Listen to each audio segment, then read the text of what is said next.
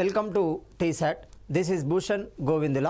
ఈరోజు మనం భారత ఆధునిక చరిత్రలో భాగంగా బ్రిటిష్ రాజ్య స్థాపన పరిపాలన అంటున్నాం. సాధారణంగా యూరోపియన్లు వర్తక వాణిజ్యాల నేపథ్యంలో భారతదేశంలోకి రావడం జరుగుతుంది. క్రమంగా భారతదేశంలో ఆ యూరోపియన్ యూనియన్ సమూహాలను ఓడించి క్రమంగా ఇంగ్లీష్ వారు తమ రాజ్యాన్ని స్థాపించడం జరుగుతుంది, తమ పరిపాలనను స్థాపించడం జరుగుతుంది.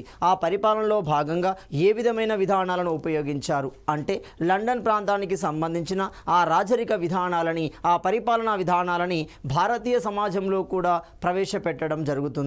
వాటికి సంబంధించిన అంశాన్ని పరిశీలిస్తే వీరి పరిపాలన విధానం భూమిశిస్తు మరియు వివిధ రకాల చట్టాలు సంస్కరణలో కనబడడం జరుగుతుంది.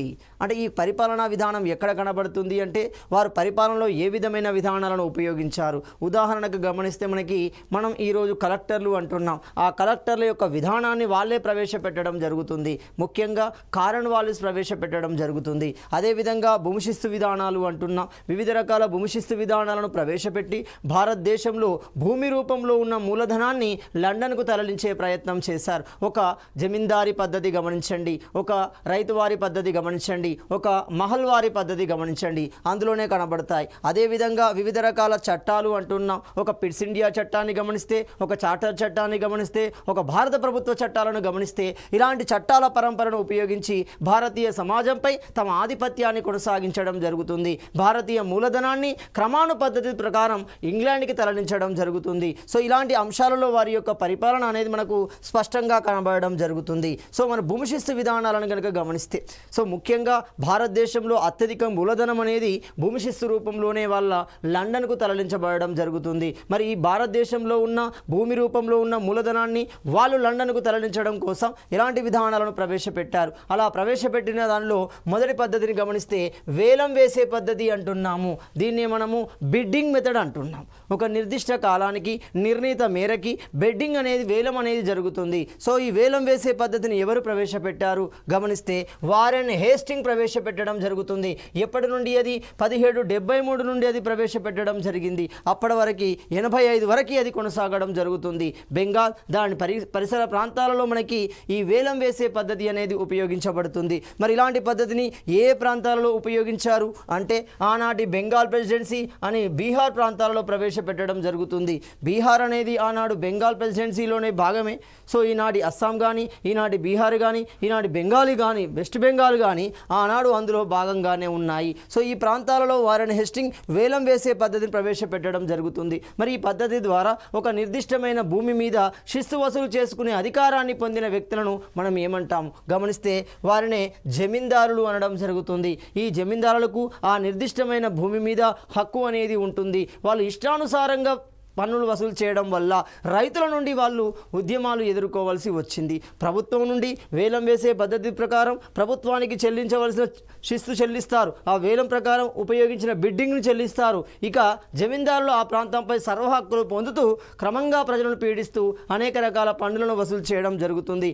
భారీ మొత్తంలో పన్నులను వసూలు చేయడంతో రైతాంగం నుండి తిరుగుబాటు అనేది రావడం జరుగుతుంది. అదేవిధంగా రెండో పద్ధతిని గమనిస్తే శాశ్వత భూమిశిస్తు సిద్ధాంతము అంటున్నాం. దీన్ని పర్మనెంట్ సెటిల్మెంట్ థియరీ అంటున్నాం. మరి ఈ పర్మనెంట్ సెటిల్మెంట్ పద్ధతి ఏంటి గమనిస్తే ఇక్కడ దీన్ని మనము జమీందారీ పద్ధతి అనవచ్చు, దీన్ని మనము బందోబస్తు పద్ధతి అంటున్నాం. మనం అక్బర్ కాలంలో గమనిస్తే రాజా తోడరమల్లు అంటున్నాం. Very very important. ఇతడు రాజా తోడరమల్లు అన్నాం.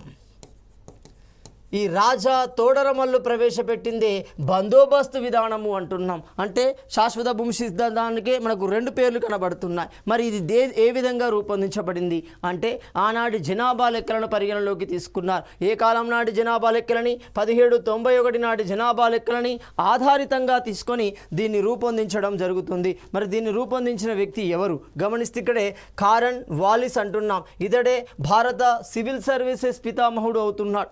సంచార న్యాయస్థానాలను ఏర్పాటు చేయడం జరుగుతుంది. ఇలాంటి కారన్ వాలిస్ 1793లో దీన్ని ప్రవేశపెట్టడం జరుగుతుంది. భూమిశిస్తు విధానాన్ని, శాశ్వత భూమిశిస్తు విధానాన్ని. మరి ఈ విధానాన్ని రూపొందించడానికి అతనికి సహకరిస్తారు ఇద్దరు. మరి ఈ శిస్తు ప్రకారం ఏ విధంగా శిస్తు వసూలు చేయబడుతుంది అంటే ఈ శిస్తు ప్రకారం ప్రతి 10 సంవత్సరాల కాలాన్ని నిర్దిష్టంగా తీసుకోవడం జరుగుతుంది. సో ఆ 10 సంవత్సరాల కాలానికి నిర్దిష్ట భూమి మీద ఎవరైతే శిస్తు వసూలు చేసుకునే అధికారాన్ని పొందుతారో వాళ్ళను మనం ఏమంటున్నాం, జమీందారులుగా పిలవడం జరుగుతుంది. అంటే ఈ జమీందారికి నిర్దిష్టమైన కాలం మాత్రమే ఉంది. ఆ కాలం ఎంత? 10 సంవత్సరాలు అవుతుంది. ఈ విధానాన్ని బెంగాల్ 1వ ప్రాంతం, బీహార్ 2వ ప్రాంతం, ఒడిస్సా 3వ ప్రాంతం, బెనారస్ 4వ ప్రాంతం. సో ఇలాంటి ప్రాంతాలలో దీన్ని ప్రవేశపెట్టడం జరుగుతుంది. సో ఇందులో కూడా లోపాలు ఉన్నాయి. ఏమున్నాయి? 10 సంవత్సరాల కాలానికి ప్రభుత్వం యొక్క టార్గెట్ ఏంటి? మూలధనం కావాలి, ఆదాయం కావాలి. సో ఆదాయం కోసం ఎవరైతే ఎక్కువ బెడ్డింగ్ వేశారో వాళ్ళకి ఇచ్చేశారు, జమీందారులకు ఇచ్చేశారు. ఇప్పుడు జమీందారులు ప్రజల నుండి వసూలు చేసుకునే పన్నుని ప్రభుత్వం నిర్ణయించలేదు, ఎంత వసూలు చేసుకోవాలనేది నిర్ణయించలేదు. కాబట్టి ఇష్టానుసారంగా వాళ్ళు ప్రజల నుండి పన్నును వసూలు చేయడం జరుగుతుంది. ఈ నేపథ్యంలో రైతాంగ పోరాటాలు, కార్మిక పోరాటాలు, ప్రజాస్వామిక పోరాటాలు, గిరిజన పోరాటాలు అనేవి వీటికి వ్యతిరేకంగా, అంటే ముఖ్యంగా జమీందారులకు వ్యతిరేకంగా రావడం జరుగుతుంది. సో మరి ఈ విధానాన్ని రూపొందించడంలో కార్న్వాలిస్కి సహకరించిన వ్యక్తులు ఆనాటి అధికారులు గమనిస్తే, మొట్టమొదటి అధికారి సర్ జాన్ షోర్ అంటున్నాం. సో సర్ జాన్ షోర్ ఎవరు, ఏ పొజిషన్లో ఉన్నాడు అంటే ఇతడు ఒక రెవెన్యూ ప్రెసిడెంట్ అధికారిగా ఉండడం జరుగుతుంది. అదేవిధంగా రెండో వ్యక్తిని గమనిస్తున్నాం. ఎవరా రెండో వ్యక్తి? జేమ్స్ గ్రాంట్ అంటున్నాం. ఎవరి జేమ్స్ గ్రాంట్ అంటే రికార్డుల కీపర్గా పనిచేయడం జరుగుతుంది. ఈ ఇద్దరి సహకారంతో, పూర్తి సహకారంతో శాశ్వత భూమి సిద్ధాంతాన్ని ప్రవేశపెట్టడం జరుగుతుంది. దీని ద్వారా భారతదేశంలో భూమి రూపంలో ఉన్న మూలధనం మాత్రం ఆంగ్లేయుల వశం కావడం జరిగింది. సో ఇది కూడా రెండో విధానం అవుతుంది. ఇలాంటి క్రమంలోనే మూడో విధానాన్ని తీసుకొచ్చారు, ముఖ్యంగా దత్తత మండలాల ప్రాంతాల్లో తీసుకొచ్చారు. అలాంటి దత్తత మండలాలనే మనం ఈరోజు ఏమంటున్నాం, రాయలసీమ అనడం జరుగుతుంది. గాడిచెర్ల హరిసర్వోత్తమరావు నంద్యాల సమావేశంలో ఈ పేరును ప్రతిపాదించడం జరిగింది. మరి అలాంటి ఈ రైతువారి విధానం యొక్క ఉద్దేశం ఏంటి, దీన్ని ఏ విధంగా రూపొందించారు, ఎవరు రూపొందించారు, ఎక్కడ రూపొందించారు గమనిస్తే 1792లో ఈ విధానాన్ని తమిళనాడులోని సేలం ప్రాంతంలో ప్రవేశపెట్టడం జరిగింది. మరి ఎవరు ప్రవేశపెట్టారు గమనిస్తే అతడే రెండవ అలెగ్జాండర్ రీడ్ అంటున్నాం. సో ఈ రెండవ అలెగ్జాండర్ రీడే ఈ రైతువారి విధానాన్ని తమిళనాడు ప్రాంతంలో ప్రవేశపెట్టాడు. దానికి ప్రభావితమైన దత్తత మండలాలకు కలెక్టర్గా నియమించబడిన వ్యక్తి ఎవరు? థామస్ మన్రో అవుతున్నాడు. ఈ థామస్ మన్రో దత్తత మండలాలకు కలెక్టర్గా ఉన్నాడు. మొత్తంగా ఈ రెండవ అలెగ్జాండర్ రీడ్ సహకారంతో, అతని ప్రభావం వల్ల దత్తత మండలాలలో ఈ విధానాన్ని ప్రవేశపెట్టడం జరుగుతుంది. మరి ఈ విధానం ప్రకారం మేలేమవుతుంది అంటే మధ్యవర్తులు అనేవాళ్ళు ఉండరు. మీరు వేలం వేసే పద్ధతిని గమనించండి, శాశ్వత భూమి సిద్ధాంతాన్ని గమనించండి. అక్కడ జమీందారులు అనే ఒక మీడియేటర్స్ ఉంటారు. సో ఆ మీడియేటర్స్ ఇక్కడ కనబడరు. అదే నిజాం కాలంలో కనబడతారు చూడండి, దఫ్తార్దార్స్ అంటాం చూడండి, దఫ్తార్దార్స్ అంటున్నాం. వీళ్ళు కూడా మధ్యవర్తులే అవుతారు. సో ఇలాంటి మధ్యవర్తి అనేది, మీడియేషన్ అనేది ఉండదు. కేవలం ప్రభుత్వం నియమించిన అధికారుల ద్వారా మాత్రమే పన్ను అనేది వసూలు చేయబడుతుంది. అనగా ప్రజలకి ప్రభుత్వాలకు మధ్య ప్రత్యక్ష సంబంధం అనేది ఏర్పాటు చేయబడుతుంది. ఇది మంచి పరిణామమే.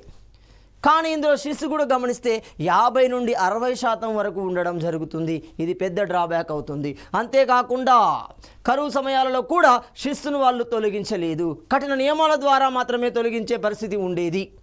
సో ఇది నష్టమే అవుతుంది. మరి ఇలాంటి ఈ ప్రాంతాలని, ఈ విధానాన్ని ఎక్కడ ప్రవేశపెట్టారు? దత్తత మండలాలు అనగా మనకేమవుతుంది, కడప, కర్నూలు, అదోని, బళ్ళారి వంటి ప్రాంతాలలో ప్రవేశపెట్టడం జరుగుతుంది. మరి ఏ సంవత్సరాల మధ్య? 1820 నుండి 25 మధ్య. అది 73, 93, 1823. చూడండి క్లియర్గా గమనిస్తే 1773 ఒకటోది, 1793 రెండవది, 1820 నుండి 25 మధ్య మూడవది. సో ఇప్పుడు క్లియర్గా ఆ క్వశ్చన్ ట్విస్ట్ చేసే క్రమంలో ఎగ్జామినర్ ఏమడగవచ్చు, భారతదేశంలో బ్రిటిష్ వారు ప్రవేశపెట్టిన భూమి శిస్తు విధానాలు పైన ఇస్తాడు 4, వాటిని కాలం ఆధారంగా వరుస క్రమంలో అమర్చమంటాడు. లేదా ఆ విధానాలు ఇచ్చి వాటి యొక్క రూపకర్తలు ఇచ్చి మ్యాచ్ ద ఫాలోయింగ్ చేయమంటాడు. లేదు ఒక విధానాన్ని అంతర్గతంగా లోతుగా అడిగే అవకాశం ఉంటుంది. సో ఇక్కడ క్లియర్గా గమనించాలి. సో ఇలాంటి ప్రాంతాలలో ఎవరు? థామస్ మన్రో అంటున్నాం. ఇతడే మనకు దత్తత మండలాల కలెక్టర్గా ఉన్నాడు. రైతువారి విధానాన్ని ప్రవేశపెట్టాడు. కొంతవరకు ప్రజలకు మేలు జరిగింది అని చెప్పవచ్చు. అదేవిధంగా 4వది మహల్ వారి విధానము అంటున్నాం. ఇక్కడ మహల్ అంటే అర్థం ఏంటి? సో ఆ మహల్ను ప్రాతిపదికగా తీసుకుంటూ ఆ మహల్ ప్రభుత్వంతో చేసుకున్న ఒప్పందం ఆధారితంగా రూపొందించబడిన రెవెన్యూ విధానాన్ని మనం ఏమంటాం? మహల్వారీ భూమి శిస్తు విధానం లేదా రెవెన్యూ విధానము అంటున్నాం. మరి మహల్ అంటే అర్థం ఏమవుతుంది అనగా గ్రామ సభ లేదా మహల్ అవుతుంది. ఇప్పుడు మనకు 73, 74 రాజ్యాంగ సవరణల ప్రకారం గమనించండి. 73వ రాజ్యాంగ సవరణ ప్రకారం గమనిస్తే గ్రామీణ స్థాయిలో గ్రామ పంచాయతీల ఏర్పాటు అనేది జరుగుతుంది. ఆ గ్రామ పంచాయతీ ఏర్పాటులో క్రియాశీలకంగా వ్యవహరించేది ఈ గ్రామ సభ అవుతుంది. మరి అలాంటి గ్రామ సభలో ఎవరు ఉంటారు? ఆ గ్రామానికి సంబంధించిన ఓటు హక్కు కలిగిన వ్యక్తులు ఉంటారు. ఇక్కడ కూడా అది ఆ గ్రామానికి సంబంధించిన వర్గాలకు సంబంధించిన ప్రతినిధులు అందులో ఉంటారు. గ్రామ ప్రతినిధులు అందులో సభ్యులుగా ఉండడం జరుగుతుంది. వారి నిర్ణయం మేరకి వారు ప్రభుత్వంతో చేసుకున్న ఒప్పందం మేరకి శిస్తు అనేది వసూలు చేయబడడం జరుగుతుంది. అంటే సింపుల్, మహల్ ద్వారా శిస్తు వసూలు చేసుకునే విధానాన్ని మహల్వారీ విధానము అంటున్నాం. మరి ఈ మహల్వారీ విధానాన్ని ఎవరు ప్రవేశపెట్టారు? మెకెన్జీ ప్రవేశపెట్టడం జరుగుతుంది. మరి ఎక్కడ ప్రవేశపెట్టాడు? ఎప్పుడు ప్రవేశపెట్టాడు? గమనిస్తే 1833 సంవత్సరంలో ఈ విధానాన్ని వాయువ్య భారతము అంటున్నాము. అంటే ఈనాటి పంజాబ్, రాజస్థాన్ ఆ ప్రాంతాలు గమనిస్తే వాయువ్యంలో ఉంటాయి. సో వాయువ్య భారతము అన్నాడు. అదేవిధంగా ఢిల్లీ, ఆగ్రా, పశ్చిమ ఉత్తరప్రదేశ్, అయోధ్య, పంజాబ్, గంగా నది లోయ అంటున్నాం. సో ఇలాంటి ప్రాంతాలలో మనకి మహల్వారీ విధానాన్ని ప్రవేశపెట్టడం జరుగుతుంది. ఇందులో కూడా కొన్ని డ్రాబ్యాక్స్ ఉన్నాయి. సో మొత్తంగా భూమి శిస్తు విధానాల యొక్క లక్ష్యం ఏంటి అంటే బ్రిటిష్ వారికి భారతదేశంలో భూమి రూపంలో ఉన్న మూలధనాన్ని కొల్లగొట్టాలి, అంతే వాళ్ళ టార్గెట్. ఇలాంటి క్రమంలో భారతీయులకు కూడా అవకాశం దొరికింది. ఆ మూలధనాన్ని తమ చేతిలోకి తీసుకోవడానికి, తమ కబంధాస్తాల్లోకి తీసుకోవడానికి భారతీయులకు కూడా అవకాశం దొరికింది. ఒక జమీందారులు కానీ, ఒక దేశ్ముఖులు కానీ, వివిధ రూపాలలో ఉన్న అధికారులు కానీ. కాబట్టి సాధారణ ప్రజానీకం మరింత దోపిడీకి గురి కావడం జరుగుతుంది ఈ భూమి శిస్తు విధానాల వల్ల. సో దీని ప్రకారం ఏమవుతుంది? మరి మహల్వారీ విధానంలో శిస్తు ఎంత వసూలు చేస్తున్నారు? 2/3 లేదా 10/11 వంతు అనేది ఉండడం జరుగుతుంది. మరి ఇలాంటి ఈ మహల్లో గ్రామ పెద్దలతో కూడిన సభగా ఉంటుంది. నిర్ణీత కాలానికి కంపెనీతో అది ఒప్పందం చేసుకుంటుంది. ఆ ఒప్పందం ప్రకారం పన్ను వసూలు చేయడం, ప్రభుత్వానికి కట్టడం జరుగుతుంది. అంతవరకు ప్రభుత్వం ఆ ప్రాంతం వైపు చూడదు, ఆ ప్రాంతంలోకి ఇంటర్ఫియర్ కాదు. అంటే సొంత నిర్ణయం ప్రకారమే జరుగుతుంది. సో ఇది మనకి భూమి శిస్తు విధానం. రెండోది గమనిస్తే పరిపాలనలో భాగంగా అధికారులను కూడా నియమించారు. ఎప్పుడైతే ఈస్ట్ ఇండియా కంపెనీ భారతదేశంలోకి వచ్చిందో ఒక కెప్టెన్ హాకిన్స్ రూపంలో కానీ, థామస్ రూపంలో కానీ క్రమంగా ఫ్యాక్టరీలను ఏర్పాటు చేసుకుంది. వివిధ రకాల యుద్ధాల ద్వారా అటు ఫ్రెంచ్ సమూహాన్ని, ఇటు డచ్ సమూహాన్ని, ఇటు డ్రెన్ సమూహాన్ని ఓడించింది. వైవాహిక సంబంధం ద్వారా పోర్చుగీస్తో వైవాహిక సంబంధాన్ని ఏర్పాటు చేసుకుంది. పూర్తిగా భారతదేశంపై తన పట్టును సాధించింది. ఆ క్రమంలో పరిపాలన చేయడం కోసం అధికార యంత్రాంగాన్ని కూడా నియమించడం జరుగుతుంది. మరి ఏ పేరుతో నియమించింది గమనించాలి. అంటే ఇక్కడ బ్రిటిష్ ఇండియా అధీనంలోని ప్రెసిడెన్సీల పాలన కోసం బ్రిటిష్ నియమించబడిన అధికారులు ఎవరు? గవర్నర్ జనరల్లు, వైస్రాయ్లు, భారత గవర్నర్ జనరల్ ఉంటున్నారు. వారిని హెస్టింగ్తో ప్రస్థానం ప్రారంభమవుతుంది, మౌంట్ బాటన్తో ప్రస్థానం ముగియడం జరుగుతుంది. ఈ విషయాన్ని గమనించాలి. కాబట్టి గవర్నర్ జనరల్ ఉంటారు, వైస్రాయ్ ఉంటున్నాడు, భారత గవర్నర్ జనరల్ ఉంటున్నాడు. Governor general, Bengal governor general ఎవరవుతున్నారు? వారన్ హెస్టింగ్ అంటున్నాడు. లార్డ్ కానింగ్ మొదటి వైస్రాయ్ అంటున్నాడు. భారత గవర్నర్ జనరల్ విలియం బెంటిక్ అంటున్నాడు. చివరివాడు మౌంట్ బాటన్ అవుతున్నాడు. మరి ఇలాంటి అధికారులు ఎవరు? వారి యొక్క ప్రత్యేకత ఏంటి గమనిస్తే వారన్ హేస్టింగ్ మొట్టమొదటి వ్యక్తిగా ఉంటున్నాడు. మరి ఏ చట్టం ప్రకారం ఈ విధానం, ఈ అధికార యంత్రాంగం అనేది ప్రారంభించబడింది గమనిస్తే 1773 చట్టం ప్రకారము అంటున్నాం. సో 1773 చట్టం ప్రకారం బెంగాల్ గవర్నర్ జనరల్గా వారన్ హేస్టింగ్ నియమించబడడం జరుగుతుంది. మరి ఇతని యొక్క ప్రత్యేకత ఏంటి? మరి ఇలాంటి అంశాలలో తనదైన ముద్ర వేయడం జరిగింది వారన్ హేస్టింగ్. అదే గమనిస్తే బెంగాల్లో ప్రభుత్వాన్ని రద్దు చేయడం జరుగుతుంది. ద్వంద్వ ప్రభుత్వాన్ని రద్దు చేస్తున్నాడు. సో ద్వంద్వ ప్రభుత్వము అంటే మీకు అలహాబాద్ ఒప్పందం ప్రకారం వస్తుంది. బాక్సర్ యుద్ధం తర్వాత వచ్చిన ఒప్పందమే అలహాబాద్ ఒప్పందం అవుతుంది. ఈ ఒప్పందం ప్రకారం ఏమవుతుంది? అధికారాలు రెండుగా విభజించబడతాయి. పన్ను వసూలు చేసుకునే హక్కు ఒకరి చేతిలో ఉంటుంది, పరిపాలన హక్కు ఒకరి చేతిలో ఉంటుంది. పన్ను వసూలు చేసుకునే హక్కును మనం ఏమంటున్నాము? దివానీ హక్కు అంటున్నాము. ఇది ఆంగ్లేయుల వశం కావడం జరుగుతుంది. వాళ్ళకి కావాల్సిందే డబ్బులు, కాబట్టి డబ్బులు వాళ్ళు తీసుకున్నారు. రెండోది పరిపాలన హక్కులు అంటున్నాం. పరిపాలన హక్కులు అంటే ఏంటిది? నిజామత్ అంటున్నాం. చూడండి, సో ఇలాంటి ద్వంద్వ ప్రభుత్వాలని ఓడగొట్టి పూర్తిగా ఒకరి చేతిలోకి తీసుకున్నారు. సో బెంగాల్లో ప్రభుత్వాన్ని రద్దు చేయడం జరుగుతుంది. రెండోది కలకత్తాను బెంగాల్ రాజధానిగా చేయడం జరుగుతుంది. అంటే రాజధాని మార్చాడు. అంటే కోల్కతాకు ముందు రాజధాని ఏంటి? ఇప్పుడు క్లియర్ గమనించాలి, దాన్ని మనం ఏమంటాం, ముర్షిదాబాద్ అంటున్నాం చూడండి. సో ఈ ముర్షిదాబాద్ నుండి కోల్కతా నుండి ఢిల్లీకి మార్పు అనేది జరుగుతుంది. కాబట్టి వారన్ హేస్టింగ్ కాలంలో అది కోల్కతాగా మార్పు చెందడం జరుగుతుంది. 1911లో లార్డ్ హార్డింగ్ టూ చేత కోల్కతా కాస్త ఢిల్లీకి రాజధానిగా మార్చబడుతుంది. సో రెండో వ్యక్తిని గమనిస్తే కారన్ వాలిస్ అంటున్నాం. మరి కారన్ వాలిస్ ఎవరు? భారతదేశంలో సివిల్ సర్వీసెస్కి పితామహుడుగా పిలువబడుతున్నాడు. The father of Indian civil సర్వీసెస్గా పిలువబడుతున్నాడు కారన్ వాలిస్. మరి ఇలాంటి కారన్ వాలిస్ యొక్క ప్రాముఖ్యతను గమనిస్తే మొదటి విషయాన్ని న్యాయశాఖను వేరు చేయడం జరుగుతుంది. ఎక్కడి నుండి? కార్యనిర్వాహక శాఖ నుండి వేరు చేయడం జరుగుతుంది. ఎవరు? కారన్ వాలిస్. అంతేకాకుండా 4 సంచార న్యాయస్థానాలను ఏర్పాటు చేయడం జరుగుతుంది. మూడో అంశాన్ని గమనిస్తే శాశ్వత భూమి సిద్ధాంతాన్ని 1793లో ఏర్పాటు చేశాడు. దేని ప్రాతిపదికన? 1791 జనాభా ప్రాతిపదికన ఏర్పాటు చేయడం జరిగింది. అదేవిధంగా లార్డ్ వెల్లెస్లీ అంటున్నాం. మరి ఎవరి లార్డ్ వెల్లెస్లీ అంటే లార్డ్ వెల్లెస్లీ అనగానే మనకు గుర్తుకు వచ్చే అంశం ఏమవుతుంది? సైన్య సహకార పద్ధతి అంటున్నాము. సబ్సిడరీ అలయన్స్ అంటున్నాం. ఏంటి సబ్సిడరీ అలయన్స్ అంటే? దేశంలో ఏ సమూహమైనా, ఏ రాజ్యమైనా, ఏ సుల్తానైనా తనకు సహాయంగా సైన్యాన్ని పంపించమనవచ్చు. క్లియర్గా వాళ్ళ టార్గెట్ అదే. దాని రూపం మనకు తెలిసింది ఏంటిది? సహాయంగా మాత్రమే పంపిస్తున్నాము అని మనం ఆలోచిస్తున్నాం. కానీ వాళ్ళు ఏం చేశారు? భారతదేశంలో తమదైన సైన్యాన్ని వాళ్ళు ఉచితంగా పెంపకం చేసుకుంటున్నారు.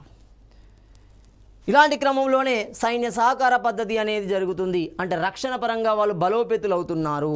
ఒకవేళ భవిష్యత్తులో ఉద్యమాలు జరిగితే, ప్రజా వ్యతిరేక తిరుగుబాటు జరిగితే వాటిని కంట్రోల్ చేయగలగాలి. తమకంటూ ఒక సైన్యాన్ని ఉండాలి. ఆ సైన్యాన్ని ఈ రూపంలో నిర్మించుకున్నారు. సో సైన్య సహకార పద్ధతి అంటున్నాం. సో ఈ విధానాన్ని అంగీకరించిన మొదటి సుల్తాన్ ఎవరవుతున్నారు? నిజాం అలీ ఖాన్. ఎన్నో నిజాం వీడు? ఇతడు రెండో నిజాం అవుతున్నాడు.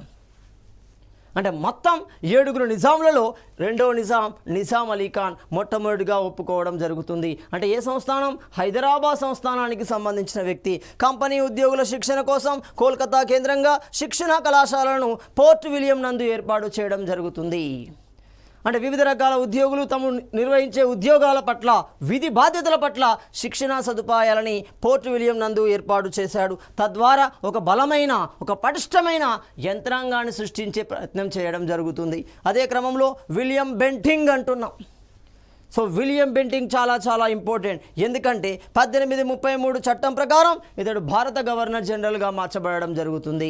ఇప్పటి వరకు గవర్నర్ జనరల్ అనే పేరే విన్నాము. ఇప్పుడు భారతీయ గవర్నర్ జనరల్ అనే పేరు వినడం జరుగుతుంది. అలా ఏర్పడిన మొదటి వ్యక్తే విలియం బెంటింగ్. అంటే అతని యొక్క అధికారం పెరుగుతుంది అంతే. అతని ఆధీనంలో ఉన్న ప్రాంత భూభాగం పెరుగుతుంది, తన అధికార పరిధి అనేది విస్తరించడం జరుగుతుంది. సో మొదటి బ్రిటిష్ ఇండియా గవర్నర్ జనరల్గా ఉండడం జరిగింది రాజా రామ్మోహన్ రాయ్ యొక్క ప్రోద్బలం చేత. ఎవరి రాజా రామ్మోహన్ రాయ్ అంటే భారతదేశంలో సాంస్కృతిక పితామహుడుగా పిలువబడడం జరుగుతుంది. బెంగాల్ సాంస్కృతిక పితాగా పిలువబడిన వ్యక్తి రాజా రామ్మోహన్ రాయ్. అతని యొక్క తోడ్పాటు వలన, అతని యొక్క ఒత్తిడి వలన విలియం బెంటింగ్ ఒక నిర్ణయాన్ని తీసుకున్నాడు. ఆనాటి ప్రజానికంలో మహిళలను ఎక్కువగా ఇబ్బంది పెడుతున్న అంశం సతీ. సో అలాంటి సతీ నిషేధ చట్టాన్ని తీసుకురావడం జరిగింది. ఎప్పుడు తీసుకొచ్చాడు? 1829 డిసెంబర్ 4న తీసుకురావడం జరుగుతుంది. దానికి పెట్టిన పేరే రెగ్యులేషన్ అంటున్నాం. సో ఇక్కడ ఈ రెగ్యులేషన్ పేరుతో ఈ సతీ నిషేధ చట్టాన్ని తీసుకురావడం జరుగుతుంది. 4వ అంశాన్ని గమనిస్తే కాళీమాత భక్తులను అణచివేయడానికి విలియం స్లీమన్ అనే అధికారిని నియమించడం జరుగుతుంది. ఇది చాలా సందర్భాల్లో అడిగారు. విలియం స్లీమన్ అంటున్నాం. ఎవరి అధికారి? ఎందుకు నియమించబడ్డాడు అంటే కాళీమాత భక్తులని చెప్పుకుంటూ వారిని దోపిడీకి గురి చేసే వ్యక్తులు, ప్రజానికాన్ని దోపిడీకి చేసే దారి దోపిడీ దొంగలను కంట్రోల్ చేయడం కోసం విలియం స్లీమన్ అనే అధికారిని నియమించడం జరుగుతుంది. పటిష్టమైన చర్యలు తీసుకున్నాడు. అదే క్రమంలో లార్డ్ మెకాలే అంటున్నాం. ఎవరి మెకాలే? సో లార్డ్ మెకాలే సూచన మేరకు 1835 నుండి ఇంగ్లీష్ విద్యా విధానాన్ని ప్రారంభించాడు విలియం బెంటింగ్. ఇది పాయింట్ ఇంపార్టెంట్. అంటే ఏమవుతుంది? భారతీయ సమాజంలోకి బ్రిటిష్ సమాజ భావజాలం అనేది ప్రవేశించబడింది. ఆధునిక విద్య రూపంలో ఇంగ్లీష్ అనేది ప్రవేశపెట్టబడింది. ఇంకా చెప్పాలంటే వెస్ట్రన్ ఎడ్యుకేషన్ అనేది బెంటింగ్ కాలంలో ప్రారంభించబడింది. మరి ఏ సంవత్సరం? 1835 సంవత్సరం అవుతుంది. ఎవరి సూచనల మేరకి? లార్డ్ మెకాలే సూచనల మేరకి రావడం జరుగుతుంది. మరో చర్యను గమనిస్తే కోల్కతా కేంద్రంగా వైద్య కళాశాలలు నిర్మించడం జరిగింది. ఎవరు? విలియం బెంటింకే. అంతేకాకుండా ఇతని కాలంలో నీలిమందు వ్యాపారం క్రమబద్ధం చేయడం జరిగింది, రెగ్యులేట్ చేయడం జరిగింది. సో ఇలాంటి కార్యక్రమాలు మొత్తం మనకి విలియం బెంటింక్ కాలంలో కనబడుతున్నాయి. అలాంటి కోవలో చెందిన మరో వ్యక్తి లార్డ్ డెల్హౌసీ అంటున్నాం. లార్డ్ డెల్హౌసీ అనగానే మనకి రాజ్య సంక్రమణ సిద్ధాంతము అంటున్నాం, డాక్ట్రైన్ ఆఫ్ ల్యాప్స్ అంటున్నాం. సో మరి ఇలాంటి ఈ సిద్ధాంతాన్ని ప్రవేశపెట్టింది లార్డ్ డెల్హౌసీ. ఇతన్ని మనం ఏమంటున్నాం? ప్రాచ్య దేశపు అబ్రహం లింకన్ అంటున్నాము. ప్రాచ్య దేశపు అబ్రహం లింకన్ అంటున్నాం. ఇతని కాలంలో అనేక రకాల సదుపాయాలు భారతదేశంలో ప్రవేశపెట్టబడ్డాయి. సో అది వాళ్ళ స్వార్థం కోసమే అయినప్పటికీ భారతీయ సమాజానికి కొత్తగా పరిచయం చేయబడ్డాయి. ఒక తంతి తపాలు గమనించండి, ఒక రైల్వేను గమనించండి, ఒక రోడ్డు మార్గాలను గమనిస్తే ఇతని కాలంలో విస్తరించబడ్డాయి. కాబట్టి ఇతన్ని అబ్రహం లింకన్తో పోల్చారు. ప్రాచ్య దేశపు అబ్రహం లింకన్ అంటున్నాం. రాజ్య సంక్రమణ సిద్ధాంతం అంటున్నాం. మరి ఈ సిద్ధాంతం యొక్క ఉద్దేశం ఏంటి అంటే బ్రిటిష్ యొక్క భౌగోళిక విస్తీర్ణాన్ని పెంచాలి. అంటే బ్రిటిష్ ఆధిపత్యంలో ఉన్న భూభాగాన్ని పెంచే క్రమంలో ఈ సిద్ధాంతం అనేది బాగా ఉపయోగపడింది. సో ఈ సిద్ధాంతం ప్రకారం ఏంటి? ఏదైనా ఒక రాజ్యానికి వారసత్వంగా కుమారుడు లేకపోతే ఆ రాజ్యం బ్రిటిష్ రాజ్యంలో విలీనం చేయబడుతుంది. అంటే దత్తత అనేది స్వీకరించడానికి అవకాశం లేదు. దత్తత లేని అంటే పుత్ర సంతానం లేని రాజ్యాలు బ్రిటిష్ రాజ్యంలో విలీనం చేయబడతాయి. దాన్ని మనం ఏమంటున్నాం? రాజ్య సంక్రమణ సిద్ధాంతం అంటున్నాం. మరి ఈ సిద్ధాంతం ప్రకారం ఆక్రమించబడిన రాజ్యాలు ఏంటి గమనిస్తే, 1 సతారా అంటున్నాం, 2 భగత్ అంటున్నాం, 3 నాగపూర్ అంటున్నాం, 4 ఝాన్సీ అంటున్నాం, 5 షంభాన్పూర్ అంటున్నాం. అందుకే మీరు బాగా గమనించండి, 1857 తిరుగుబాటు సందర్భంలో ఝాన్సీ కేంద్రంగా మణికర్ణికను మనం చరిత్రలో ఏమంటున్నాం? ఝాన్సీ లక్ష్మీబాయి అంటున్నాం. ఆమె ఇక్కడే పోరాటం చేయడం జరుగుతుంది. సో ఇలాంటి ప్రాంతాలు మనకు ఎందులో కలుస్తున్నాయి? ఏమవుతుంది? బ్రిటిష్ భూభాగంలో కలవడం జరుగుతుంది, బ్రిటిష్ పరిధిలోకి రావడం జరుగుతుంది. రైట్. ఇతడు దేశంలో తొలి రైల్వే లైన్ని ముంబై నుండి తానే వరకు నిర్మించడం జరిగింది. మరి ఎప్పుడు, ఎంత దూరం నిర్మించడం జరిగింది గమనిస్తే 1853 ఏప్రిల్ 16వ తేదీన ఈ నిర్మాణం అనేది జరుగుతుంది, పూర్తి అవుతుంది. ఎన్ని కిలోమీటర్లు? 34 కిలోమీటర్ల దూరంతో మొదటి రైల్వే లైన్ భారతదేశంలో ప్రారంభించబడింది. అలాంటి క్రమంలోనే కోల్కతా నుండి మద్రాస్ వరకు తంతి తపాలా వ్యవస్థను ఏర్పాటు చేశారు. దాదాపు 700కు పైగా తంతి తపాలా శాఖలు కూడా విస్తరించబడడం జరుగుతుంది. అంతేకాకుండా ఇతడు దేశంలో తొలిసారి పోటీ పరీక్షల ద్వారా సివిల్ సర్వీసెస్ పరీక్షను ప్రారంభించాడు. సో అప్పటి వరకు సివిల్ సర్వీసెస్ పరీక్షలు ఒక నిర్దిష్టాను ప్రకారం, ఒక ఫార్మాట్ ప్రకారం జరిగేది. కానీ ఇక్కడ పోటీ పరీక్షల ద్వారా, కాంపిటేటివ్ ద్వారా అందరికీ అవకాశం లభించడం జరుగుతుంది. అంటే నిర్ణీత అర్హతల మేరకి పోటీ పరీక్షల ద్వారా సివిల్ సర్వీస్ పరీక్షలను నిర్వహించిన వ్యక్తి లార్డ్ డెల్హౌసీ అంటున్నాం. మరి ఎప్పటి నుండి ఇది ప్రారంభించబడింది? 1853 నుండే ప్రారంభించబడడం జరుగుతుంది. అంతేకాకుండా వితంతు పునర్వివాహ చట్టాన్ని తీసుకొచ్చాడు 1856 నాటికి. మరి వితంతు పునర్వివాహ చట్టము అంటే విడో రీ మ్యారేజ్ చట్టము అంటున్నాం.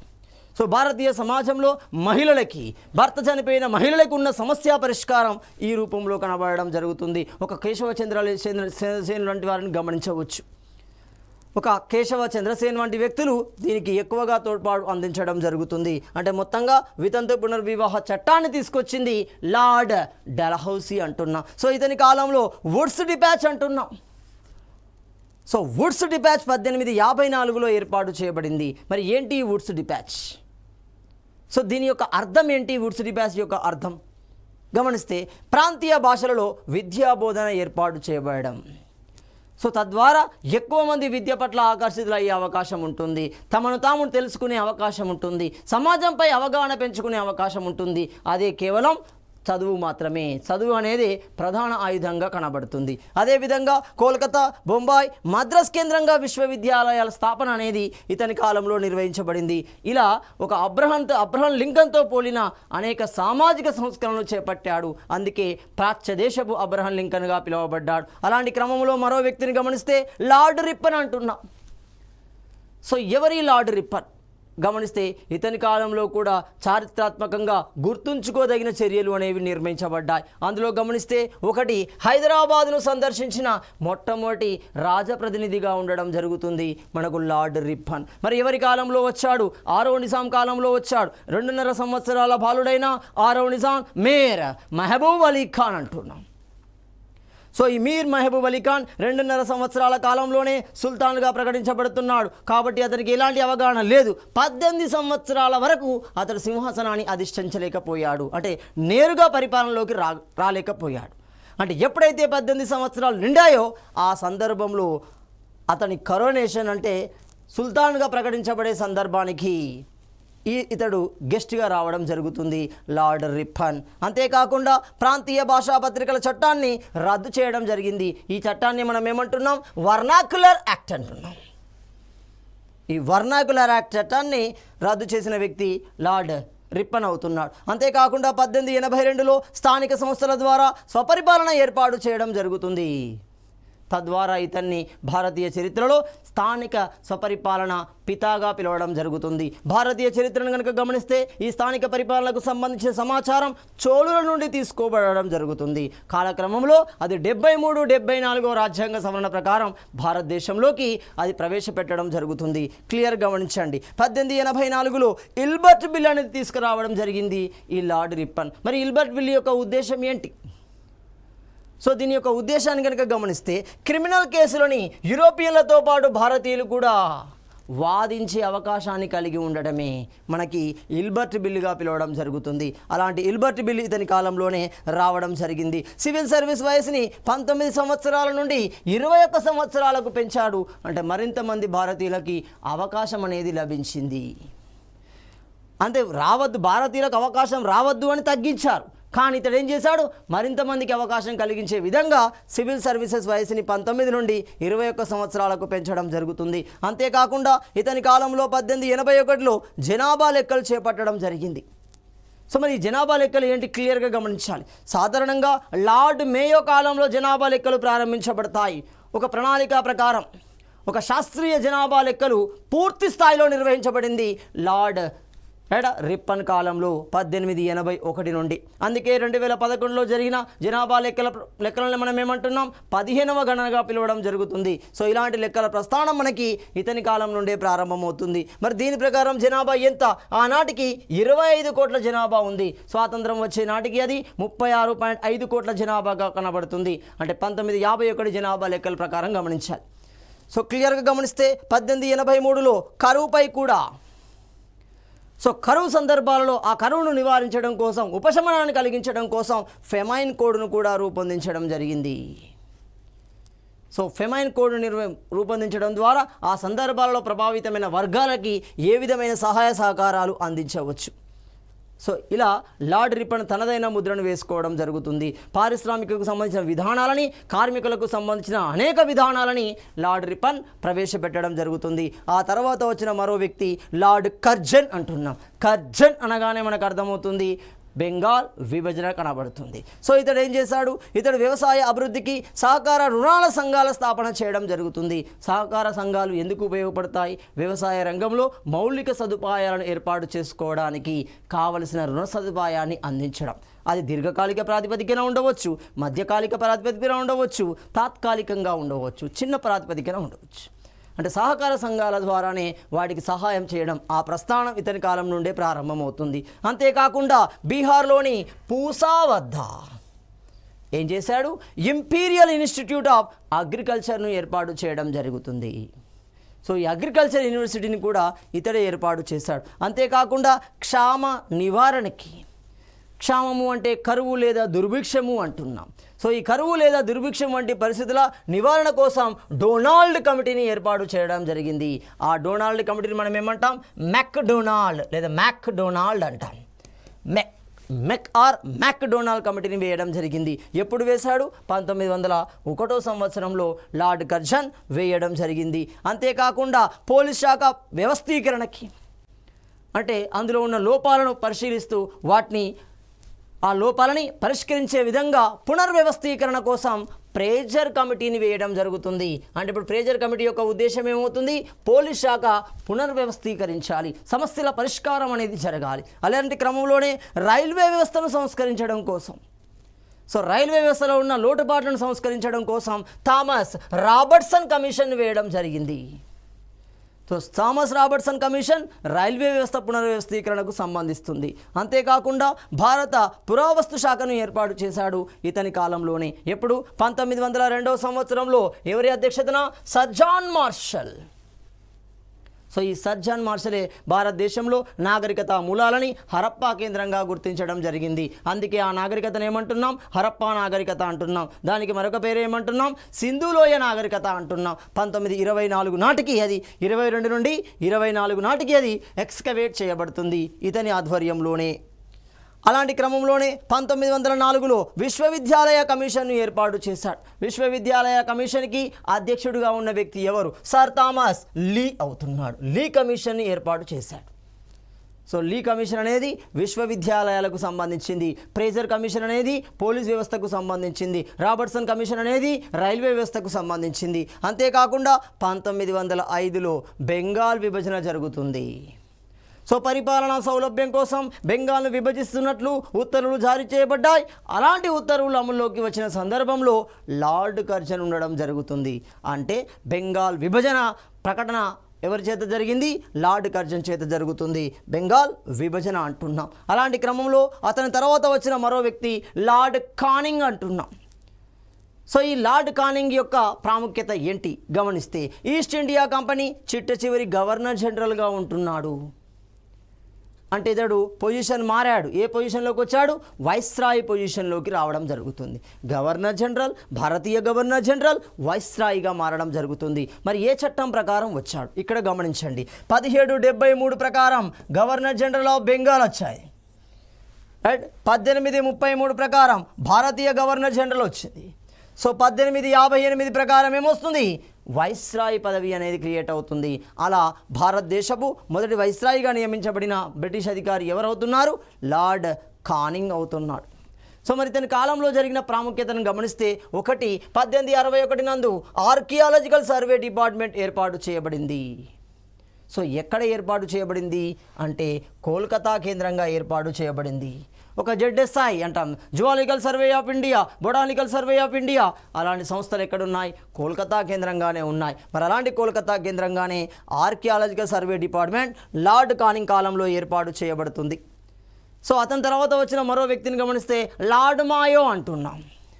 మేయో ఆర్ మాయో అంటున్నాం. సో ఈ లార్డ్ మాయో ఎవరు? 1871లో తొలి జనాభా లెక్కల సేకరణ అనేది సేకరించబడడం జరుగుతుంది. వాటిని మనం ప్రామాణికంగా తీసుకోలేదు.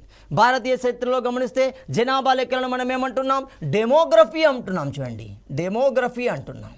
సో డెమోగ్రఫీ అంటే అర్థం ఏంటి? జనాభా లెక్కల సేకరణ. సో మరి అలాంటి జనాభా లెక్కల సేకరణ భారతదేశంలో ప్రాతిపదిక ఏంటి అంటే 1881 రిప్పన్ కాలంలో ప్రాతిపదిక అవుతుంది. మరి దీనికన్నా ముందు జరగలేదా అంటే జరిగింది. అంత శాస్త్రీయంగా కనబడలేదు, పూర్తి స్థాయిలో కనబడలేదు. దేశీయ జనాభా పూర్తి స్థాయిలో లెక్కించబడలేదు. ఎప్పుడు? అది 1871, 72 నాటికి. సో 71, 72 సంవత్సరానికి లార్డ్ మేయో తొలిసారి లెక్కల గణన, తొలి జనాభా గణన చేపట్టడం జరుగుతుంది. అంతేకాకుండా భారతీయ సమాజంలో హత్యకు గురైన మొదటి వైస్రాయిగా చరిత్రలోకి ఎక్కాడు లార్డ్ మాయో. అంతేకాకుండా ఇతని కాలంలో రైల్వే బడ్జెట్ అనేది రూపొందించబడడం జరుగుతుంది. సో అలాంటి రైల్వే బడ్జెట్ను కూడా ఇతని కాలంలో రూపొందించారు. ఆ తర్వాత వచ్చిన మరో వ్యక్తి లార్డ్ లిట్టన్ అంటున్నాం. లార్డ్ లిట్టన్ చర్యలు మొత్తాన్ని లార్డ్ రిప్పన్ రిప్లేస్ చేస్తాడు. చూడండి, ఇతడు చేసిన చర్యలన్నింటినీ రద్దు చేసిన వ్యక్తి లార్డ్ రిప్పన్ అవుతాడు. ఇక్కడ లార్డ్ లిట్టన్ ఏం చేశాడు? దేశ భాషా పత్రికల చట్టాన్ని 1878లో తీసుకురావడం జరుగుతుంది. దాన్ని మనం ఏమన్నాం? వర్నాక్యులర్ యాక్ట్ అన్నాం. దాన్ని రద్దు చేశాడు లార్డ్ రిప్పన్. తీసుకొచ్చింది లార్డ్ లిట్టన్.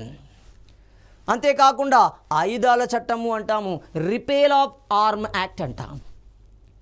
రిపేల్ ఆఫ్ ఆర్మ్ యాక్ట్ని 1878లోనే తీసుకొచ్చాడు. అంతేకాకుండా సివిల్ సర్వీసెస్ వయసుని 21 సంవత్సరాల నుండి 19 సంవత్సరాలకు తగ్గించాడు. తగ్గిస్తే రిప్పన్ 21 సంవత్సరాలకు పెంచాడు. సో లార్డ్ మింటో అంటున్నాం. సో లార్డ్ మింటో ఎవరు? సో లార్డ్ మింటో యొక్క ప్రాముఖ్యతను గమనిస్తే ఇతన్ని ఫాదర్ ఆఫ్ కమ్యూన్ కాన్స్టిట్యూషన్ అంటున్నాం. ఎందుకు కమ్యూన్ కాన్స్టిట్యూషన్? అసలు ఈ కమ్యూన్ అంటే ఏంటిది? మత ఆధారిత నియోజకవర్గాలు అంటున్నాం. 1909 చట్టంలో కనబడుతుంది. చూడండి, మింటో మార్లే చట్టము అంటున్నాం దీన్ని. సో అందుకే ఇతని పేరేంటిది?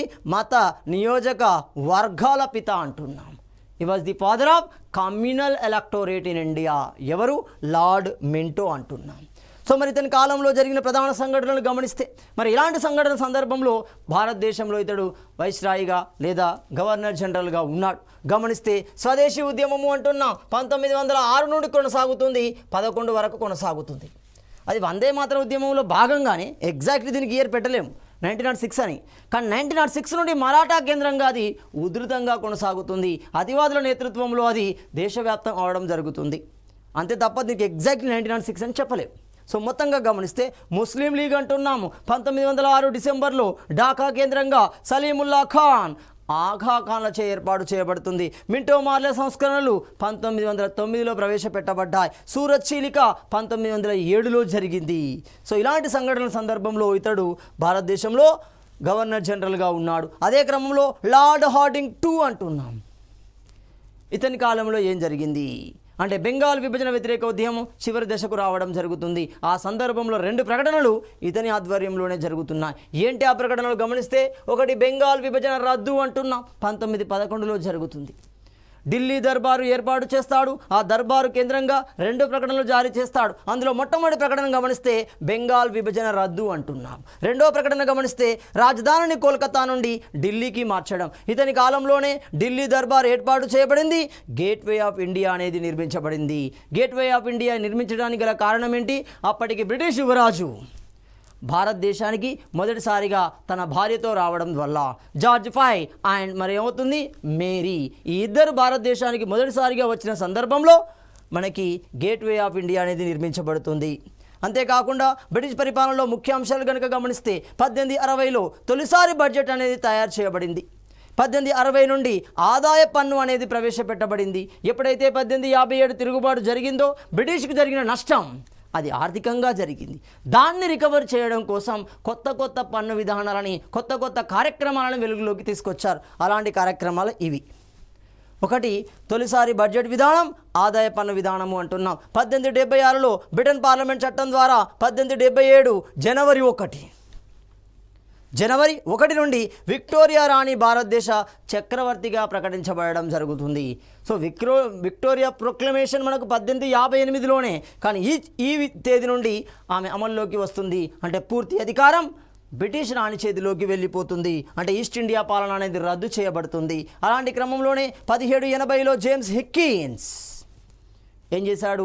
బెంగాల్ గెజిట్ అనే పత్రికని కోల్కతా కేంద్రంగా ఏర్పాటు చేశాడు. అదేవిధంగా విలియం జోన్స్ కోల్కతా కేంద్రంగా ఏసియాటిక్ సొసైటీని స్థాపించాడు. చార్లెస్ విల్కిన్స్ భగవద్గీత, అభిజ్ఞాన శాకుంతలంని ఆంగ్లంలోకి అనువదించడం జరుగుతుంది. ఇలా బ్రిటిష్ కాలానికి సంబంధించిన వివిధ రకాల పరిపాలనా విధానాలు, అధికారులు, వివిధ రకాల భూమిశిస్తు విధానాల ద్వారా భారతదేశాన్ని 1947 ఆగస్టు 15 వరకు పరిపాలించడం జరిగింది. సో తదుపరి అంశాన్ని మనము తదుపరి వీడియోలో చర్చించుకుందాం.